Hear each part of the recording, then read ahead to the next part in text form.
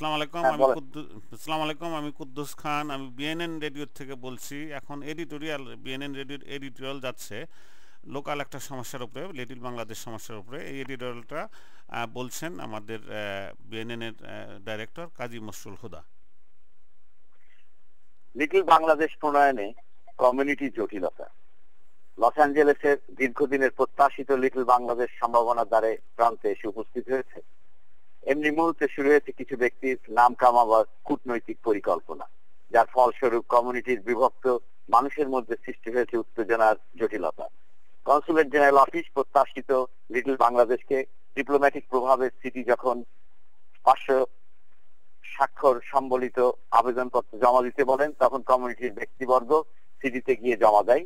তার পরিপ্রেক্ষিতে কোরিয়ান কমিউনিটিতে প্রতিক্রিয়া দেখা যায়, কারণ প্রস্তাবিত লিটল বাংলাদেশ এলাকা অলিখিতভাবে কোরিয়ান টাউন হিসেবে কোরিয়ান কমিউনিটি দাবি করে। সমস্যা হলো, লস অ্যাঞ্জেলেস সিটিতে অফিসিয়াল কোনো রেকর্ড নেই, যার কারণে বাংলাদেশ কমিউনিটি আবেদনপত্র জমা দিয়েছিল। এই পরিপ্রেক্ষিতে কনসুলেট জেনারেল অফিস ও কমিউনিটির মানুষ মনে করেন যে কমিউনিটিতে একটি প্রতিনিধিত্বমূলক কমিটি গঠন করা উচিত, যারা কোরিয়ান কমিউনিটির সাথে একযোগে যৌথভাবে উত্থাপিত সমস্যার সমাধান করবে।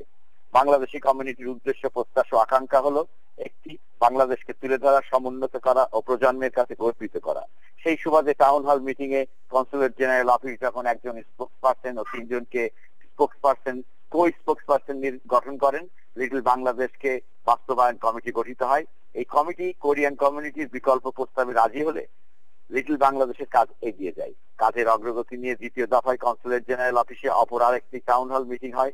সেখানে যারা লিটল বাংলাদেশে উদ্যোক্তা ত্বরান্বিত করার ক্ষেত্রে শুরু করেছিলেন, তাদেরকে কমিটিতে সংযুক্ত করে কমিউনিটির স্থিতিশীলতা বৃদ্ধি করবে এই প্রস্তাব টাউন হল মিটিং এ গৃহীত হয়, যেখানে আরো 6 জন প্রতিনিধি যুক্ত হয়। 10 জনের পূর্ণাঙ্গ কমিটি তৈরি হয়। উক্ত টাউন হল মিটিং এ কমিটি কর্তৃক নতুন করে স্পোকসপারসন নির্বাচিত করার প্রস্তাবও গৃহীত হয়। পরবর্তীতে 10 জনের লিটল বাংলাদেশ বাস্তবায়ন কমিটির অধিকাংশ ভোটে জনাব শামীম হোসেন এবং ডাক্তার হাসানকে যুগ্ম স্পোকসপারসন নির্বাচিত করে, যা কো স্পোকসপারসন জনাব মুজিব সিদ্দিকী মানেননি। তিনি কমিটির বাইরে কোড অফ কন্ডাক্ট ভঙ্গ করে এককভাবে গোপনে কোরিয়ান কমিউনিটিকে নিজেকে স্পোকসপারসন বলে এমওইউ তে একাই স্বাক্ষর করার জন্য আয়োজন করেন, যা কমিটির কেউ জানে না। গত 9 এপ্রিল স্থানীয় রেস্টুরেন্টে কমিটি মিটিং ডাক দিলে জনাব মুজিব সিদ্দিকী তার পক্ষে কিছু ব্যক্তিদেরকে মিটিং এ এনে হাজির করেন।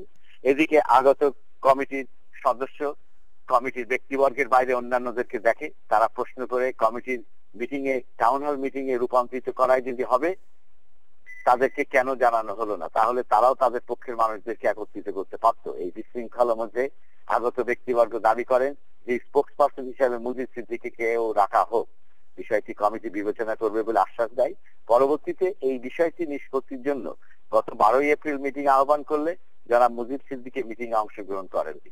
যদিও মিটিং চলাকালীন রেস্টুরেন্টের বাইরে তিনি দাঁড়িয়েছিলেন এবং কয়েকজনের সাথে সাক্ষাৎ করেন।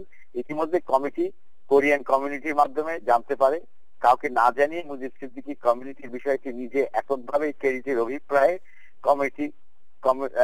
কমিটিকে না জানিয়ে চুক্তি স্বাক্ষর করার দিন ধার্য করেছে।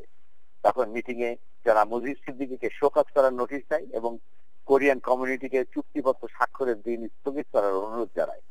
কোরিয়ান কমিউনিটি বাংলাদেশ কমিউনিটির মধ্যে বৈষম্যের ঘটনার কারণে জানিয়ে দেয় যে প্রস্তাবিত এমওইউ তে কমিটির 10 জনের স্বাক্ষর না থাকলে তারা চুক্তিপত্র স্বাক্ষর করবেন না।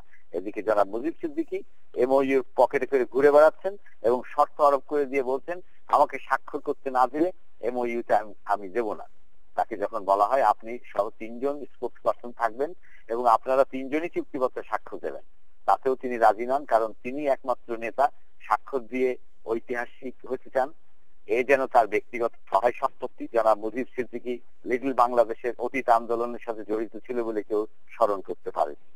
তিনি অবশ্য বলেছেন, অতীত আন্দোলনে কোনো ঘটনা নয়, আবেদনপত্র জমা দেওয়ার পর থেকে যাত্রার গণনা শুরু।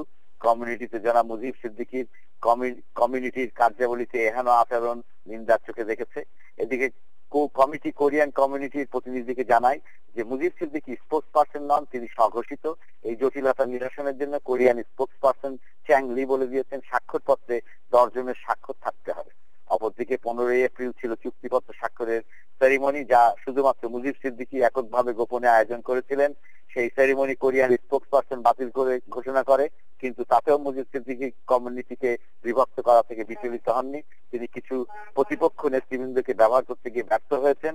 তবে এরপরও একটি ইমেল ছেড়ে বলেছেন এমওইউ স্বাক্ষর পরপর শেষ হয়ে গেছে। কমিউনিটির মানুষের বোধগম্য হচ্ছে না কেন হঠাৎ উড়ে এসে জুড়ে বসার মতো মুজিব সিদ্দিকী কমিউনিটির বিষয় নিয়ে একক ক্রিয়নে পরিণত করে ছিনিমিনি খেলছেন। কমিউনিটিতে অতীতের কোন ভূমিকা ছিল বলে কেউ উল্লেখ করতে পারে না। যা আছে তা সামাজিকভাবে উল্লেখযোগ্য নয়। চলতে থাকে কাদা ছড়াছড়ি। লস অ্যাঞ্জেলেস কমিউনিটি দেশ জাতির স্বার্থে মুজিব সিদ্দিকীর নাটক দেখতে আগ্রহী নয়। ব্যক্তির স্বার্থে তিনি শুরু করেছেন পাশা খেলা। কূটনৈতিকতায় তিনি অত্যন্ত পারদর্শী। তিনি জানেন কিভাবে কাজে ব্যবহার করলে তার পথ সুগম হতে পারে এবং তাই তিনি করছেন। অপরদিকে তারই কারণে প্রকল্প বন্ধ হওয়ার উপক্রম দেখা দিয়েছে। পরবর্তীতে আমরা বাকি অংশ পরবর্তী ঘটনা আপনাদেরকে জানাবো।